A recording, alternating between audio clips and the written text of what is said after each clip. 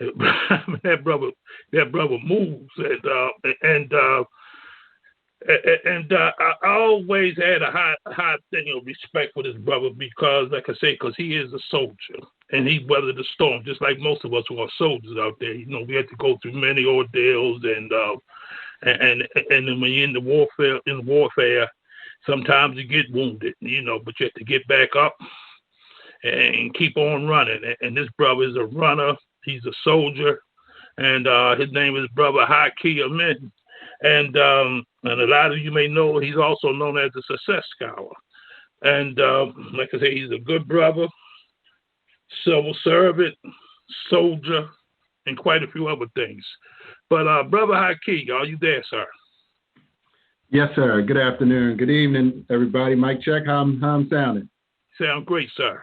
Okay, I got this new mic, brother, just for you. First time using it here, so. Yeah, sound good too. Sound good. All right. Well, yeah. Thank you, and see Fran and Brother Dempsey, Baba Jahai, Sati, and a few other people that's on. Of course, the National Black Unity News movement, shall I say, is very near and dear to me. I always try to get on and encourage people and put my articles in when I certainly can, and definitely coming up here in the January edition, I look forward to sharing something, as I already sent the article, just in terms of my recent travels and experiences.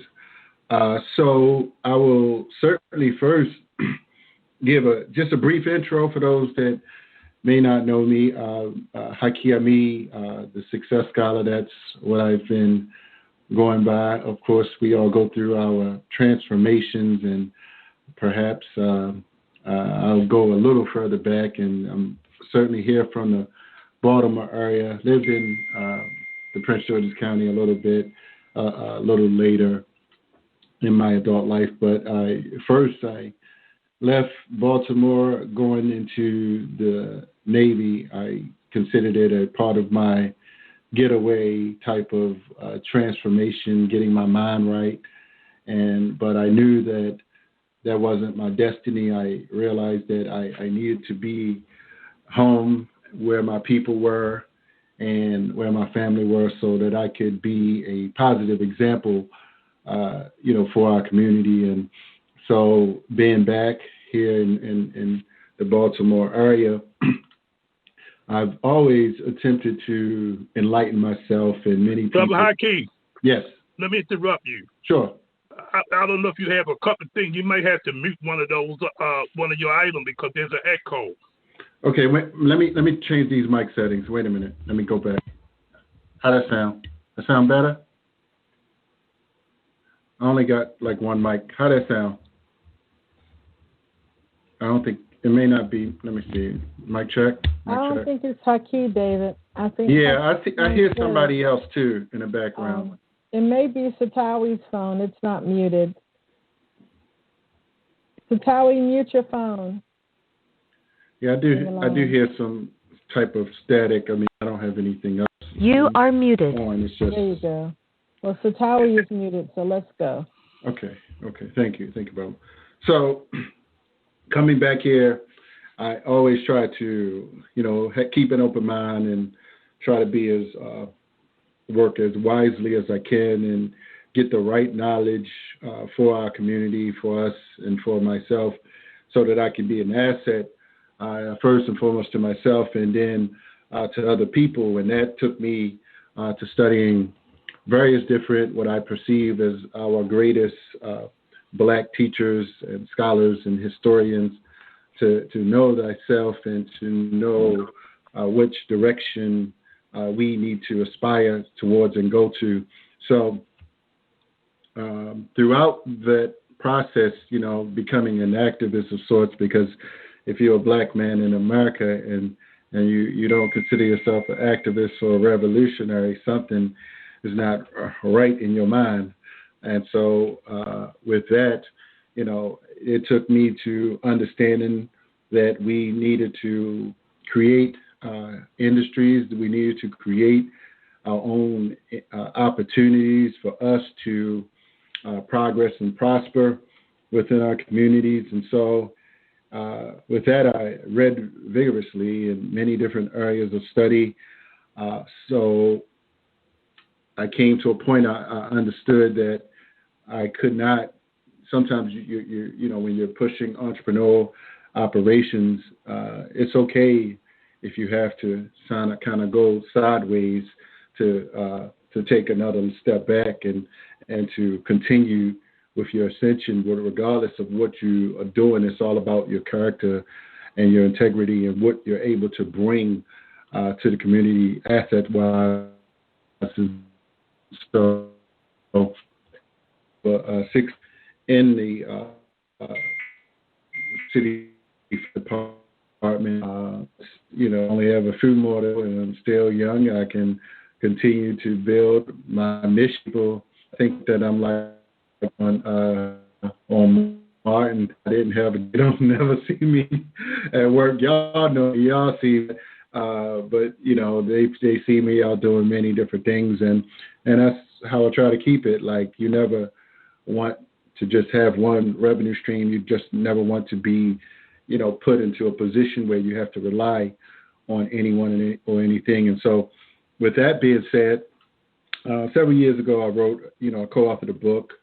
Many people knew that I was marketing other authors, and I still do market authors' books. And so I co-authored a book with Les Brown and George Fraser, and I did some films with both of them and interviewed several of them. And I've been in a few different documentaries over the years and a few television shows and a few other opportunities, operations. And so I've always thought big, always thought about the world. And there's a saying called think globally, act locally.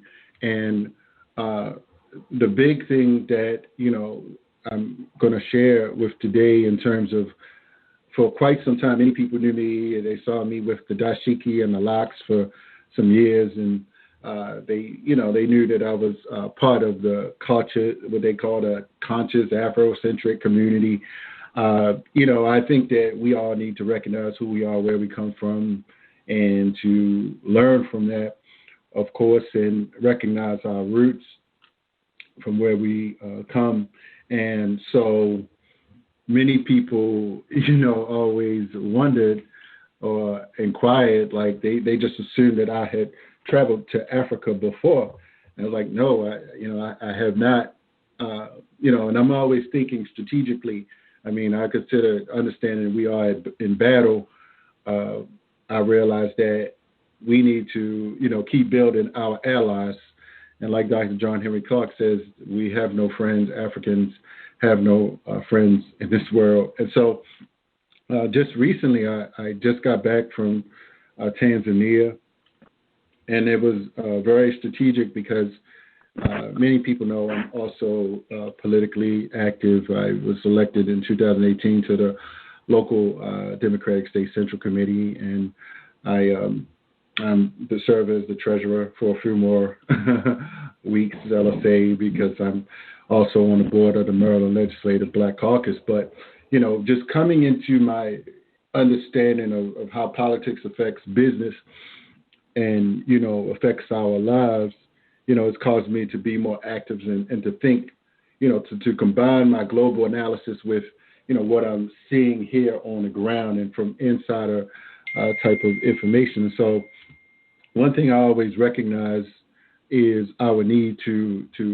have a global Pan-Africanist understanding of the world, because many people may not know, when we in the Black community, for instance, we talk about, you know, how various ethnic groups come to America and they set up shop within our communities. And, you know, and I read some things, and I speculate that many of these people, of course, they have education, but I realize that many of them, they have nations behind them. They have, you know, governments behind them that they are supporting foundationally their people coming to America, subsidizing, in fact, them coming to America to snatch resources back that what the United States has kind of captured.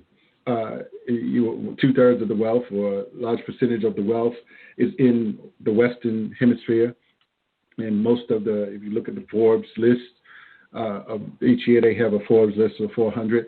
Most of these come from, Western, mostly America. And I think it was Warren Buffett. Warren Buffett, he said 3 things that the reason that he was wealthy is he was born in America, born white, and born a male. So I want everybody to think about that.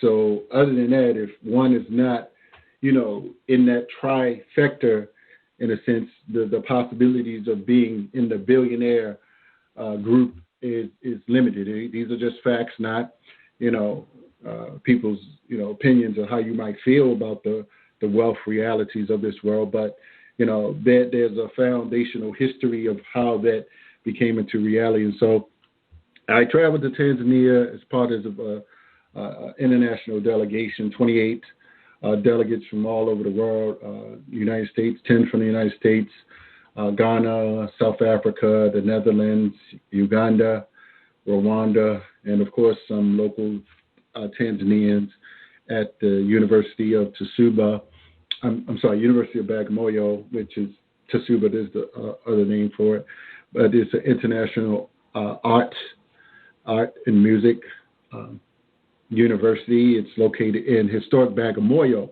So Bagamoyo actually is interestingly, it's the world's one of the first slave ports actually, that many of the Arabs, how they begin the slave trade in Eastern Africa. But interesting, I learned a lot, and I brought some few books with me. But now Bagamoyo is now like it has the potential to be like the most major import-export port city within Eastern Africa. So it was very strategic for me to go there at this time, being motivated by several forces. Of course, it was a little bit less expensive right now.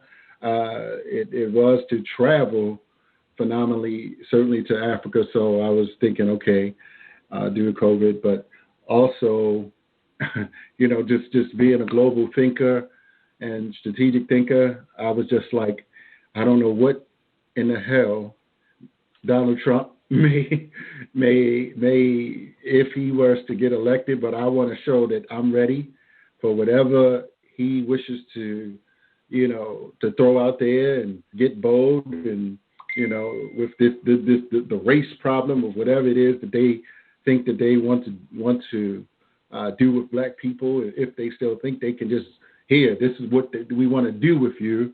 It's not like that. And I'm willing to go home and work wisely with the knowledge that I've gained from reading our historic scholars and reading our business scholars and to build. So I want to, just kind of touch upon, some of the things, and you can, kind of chime me into how much time I have. But, I want to kind of just give a brief sort of overview, because, the trip we had like 12 full days after the amazing conference. I actually moderated a panel, an international panel there on Pan-African. Well, actually, I did a workshop on Pan-Africanism in 21st century, but we had a panel on the Arab slave trade there with, interestingly, it was some expats, some individuals that have repatriated to Tanzania. One was a UNI member from New York. He was the former president. And interestingly, many people know of Peter and Charlotte O'Neill. They were Black Panthers in the 1970s, and they actually have been in Tanzania in exile since 1971. So they really have a very nice, complex there where they, really have been working in the community. So they've done well for themselves living outside of America. So that's Peter and Charlotte O'Neill. So, and several others, but the brainchild of this, and she's a writer for this newspaper. So this is how, our connection, kind of comes full circle. Is Kim Poole. She's been traveling to Africa for years, 20 since she in her 20s, and so now she's around her mid 30s, and so she actually, interestingly, she thought she wasn't going to be able to do this conference this year, but Tanzania actually stayed open this year, so we decided to do it. So from Bagamoyo, that's where we flew into first Dar es Salaam. That's like the capital in Tanzania. So then to Bagamoyo, the slave ports, and we have pictures of the actual slave dungeon, the holding cells that they had, or the houses where they held the slaves. So from there, after the conference, we flew up to Zanzibar, which is like, Zanzibar has a lot of, like 50 different islands, one called Prison Island. We were in what's called Stone Town, which is the main area in Zanzibar. They have the most lovely beaches there. Went on what's called a spice tour. I mean, Tanzania is known as a spice capital of the world, and various types of herbs are grown there. They have very high vegetation. I mean, most of the people are agriculturalists. You can walk down the street. I mean, in some of the, I guess you would call the suburbs. I mean, they do have the town areas, but most people have fresh vegetables, like truly fresh. And I mean, I actually lost like 8 pounds, like in like 7, 8, time I was there, 12 days. I mean, I was like, wow, that's really, different. I've been here trying to knock off pounds for some months, but so to Zanzibar, stayed a few days. We visited some orphanages there. That was the first operation. And then from Zanzibar, we headed to we went up to the mountains, up to what's called Arusha. And that's where, Kilimanjaro is. That's like the highest mountain in Africa, actually. Kilimanjaro. So we kind of climbed a little bit. It takes like a week to climb that full mountain. So we didn't, obviously couldn't do all that. So we just did a little bit. And one of the things, was exciting there. We saw how they cultivate coffee there. And I didn't know, and I want to get this validated, but actually Jackie Robinson's son,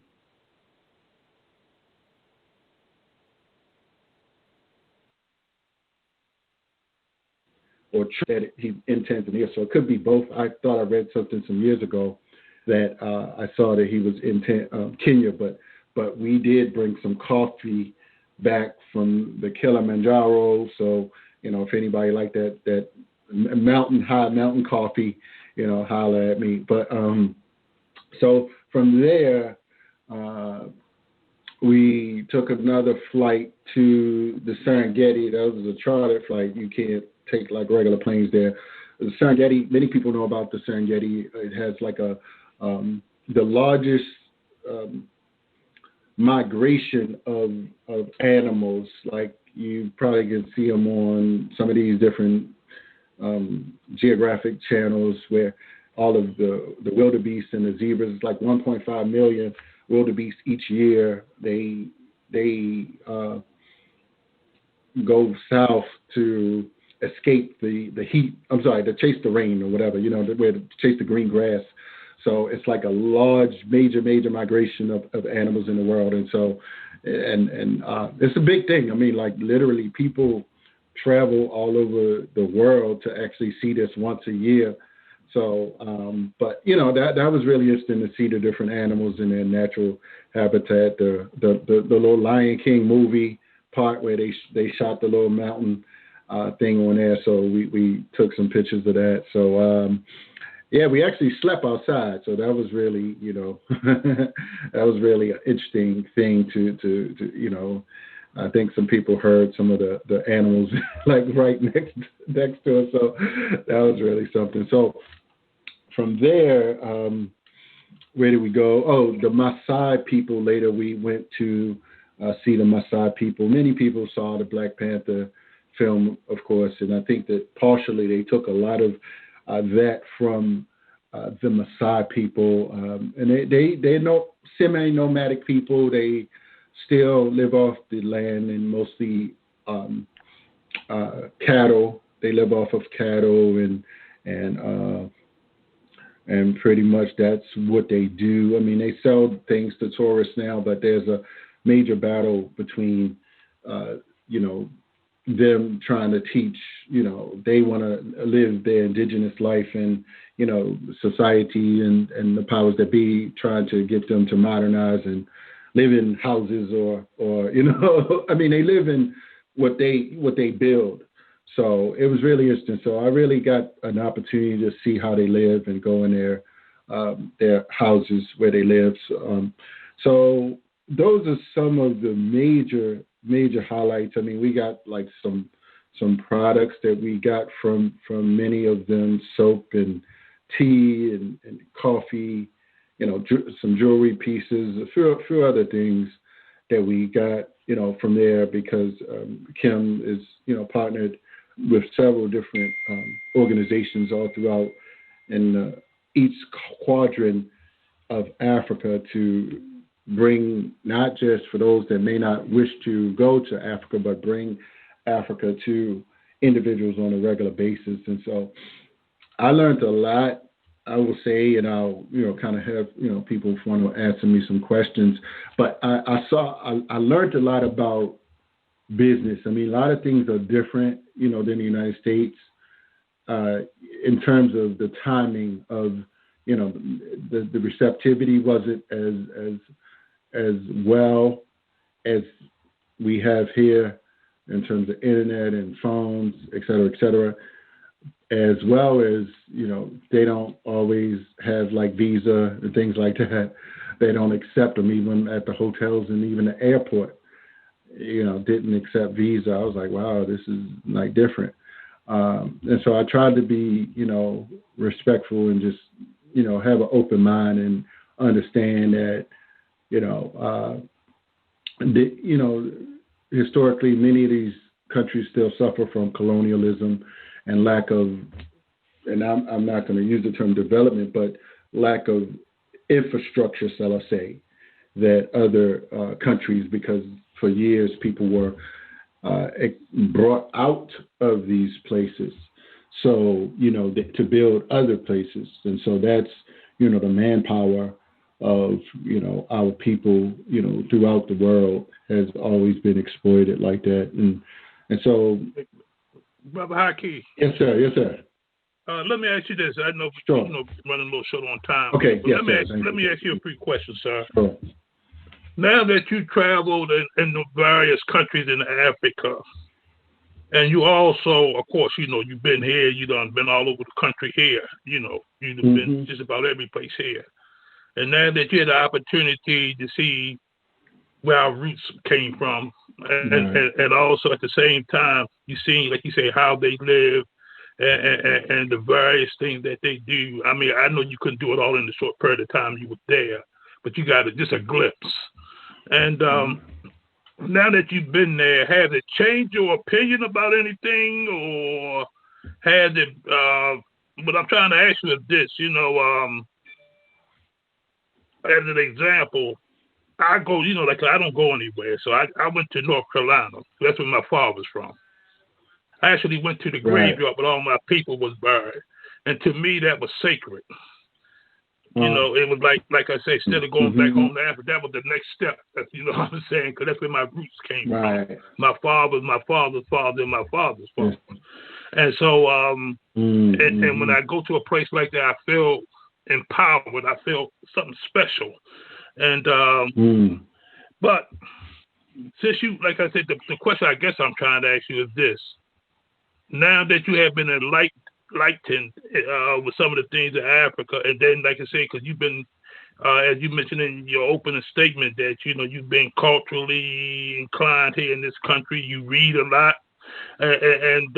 but again, has it changed your opinion about what we do here, or what you've seen that hasn't changed you in any kind of way just by taking that trip?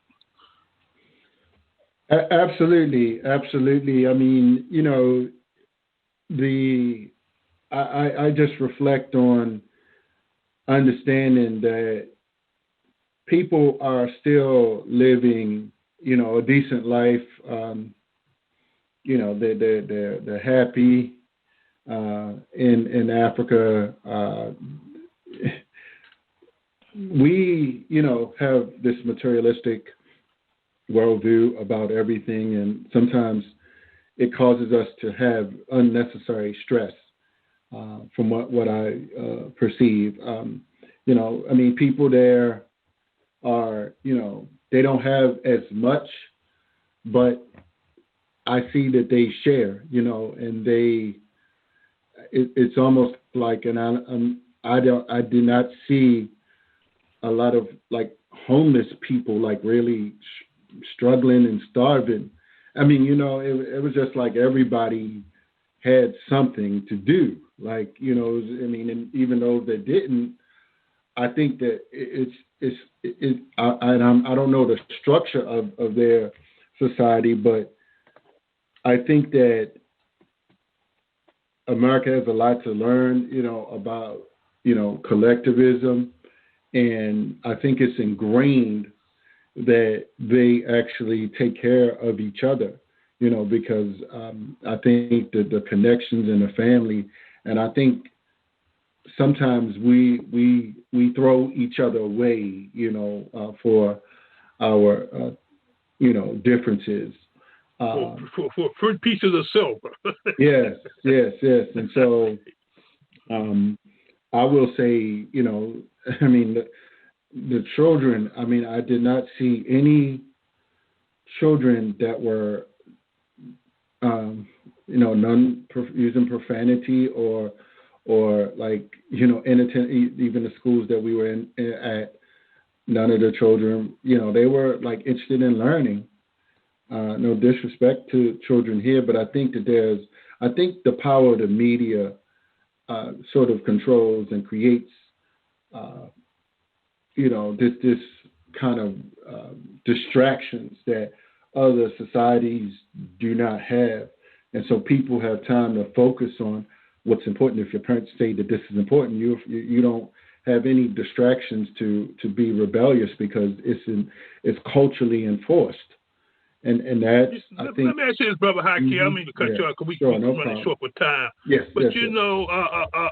I used to read the Bible quite often, Mm-hmm. and there was a time when the people of God, what they call Israelites, whatever, they would go into these lands, and they would take on the attitudes or the ways of the people who lived in those lands. They started worshiping their gods and start doing things the way they did things.